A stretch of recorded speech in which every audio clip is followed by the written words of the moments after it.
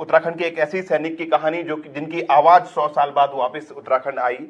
और गुसाई जी, ये जो शिव सिंह कैंथोरा जी की आपने कहानी पे शोध किया है, क्या कुछ ये कहानी है, किस तरह से आप इस कहानी तक पहुंचे, कहां से आप इस कहानी तक पहुंचे और किस तरह से फिर आपने इसमें आगे सारी चीजें पाई है?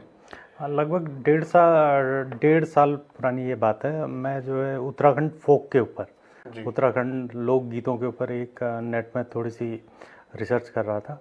तो जब मैं उसके ऊपर थोड़ा सा सर्च कर रहा था तो मैंने ये देखा कि गढ़वाल राइफल के ऊपर एक ऑडियो वाला एक रेफरेंस कभी कभी आ जाता था, कई कई पेजों में दिखता था जी। तो जब वो पेजों में दिखता था तो मुझे लगा ये पता नहीं क्या चीज़ है।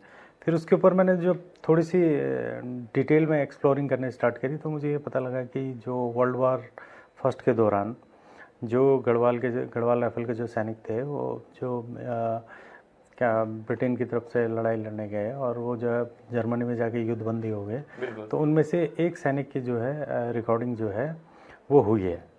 तो जब वो रिकॉर्डिंग हुई तो फिर मैं उसके वो रिकॉर्डिंग के से संबंधित जितनी भी डिटेल्स हैं जी। वो मैंने ऑब्टेन करने की कोशिश की। फिर उसमें ये पता लगा कि वो जो है जर्मनी में अच्छा। किसी आर्काइव में है। अच्छा।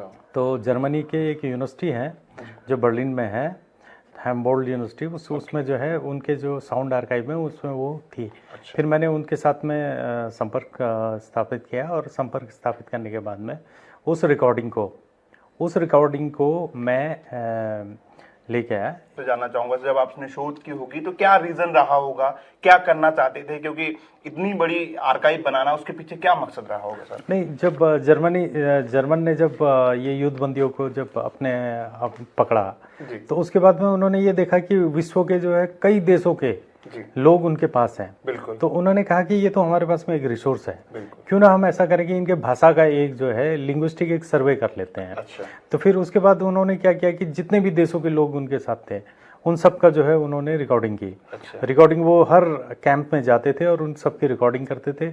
उसमें जो युद्धबंदी है उसके हाथ से जो है लिखा हुआ एक टेक्स्ट होता था, उसको वो जर्मनी में और उसके बाद जर्मनी में उसको ट्रांसलेट करते थे उसी टेक्स्ट को, ताकि कि वो उनके लिए भी एक रेफरेंस की तरह काम आए। लेकिन जब युद्ध खत्म हो गया तो वो जो रिकॉर्डिंग है उसका कोई वैसा वाला महत्व बचा नहीं।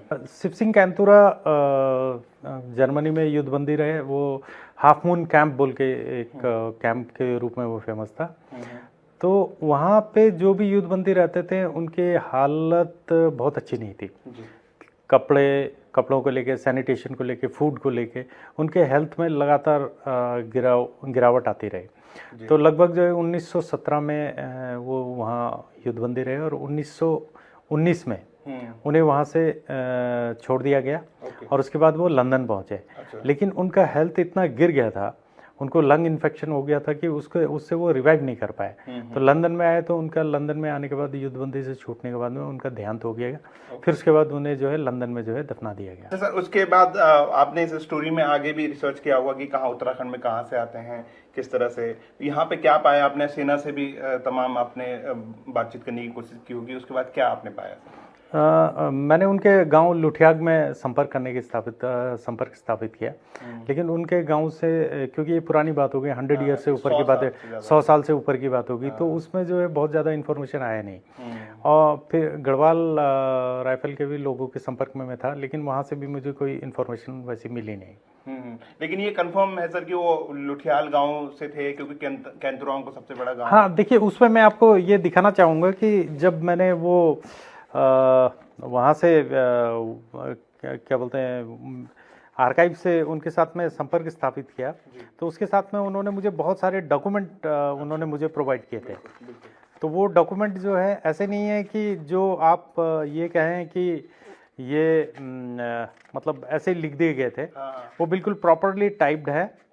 और हाँ 100 साल पुराने हैं और वो हर रिकॉर्डिंग के साथ में जो है वो गए हैं। तो उसमें देखिए ये उनका पर्सनल इंफॉर्मेशन है।